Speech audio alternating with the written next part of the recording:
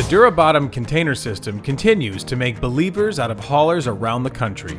With over 1,000 units in the field for as long as 3 years, Dura-Bottom has proven it can handle the same use and abuse as steel containers, but without rust and corrosion that cost haulers millions each year.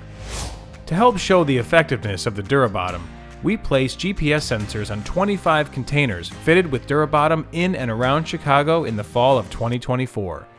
These sensors feature a tip notification, so we can track how many times the containers are picked up and emptied.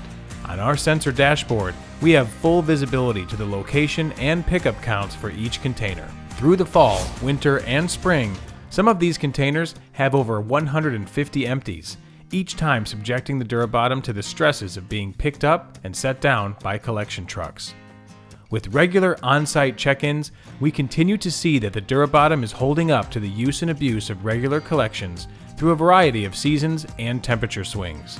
The Dura-Bottom continues to prove that it can stand up to the same rigors as a steel bottom, but without the rust and corrosion. We are also introducing an easier way to install Dura-Bottom.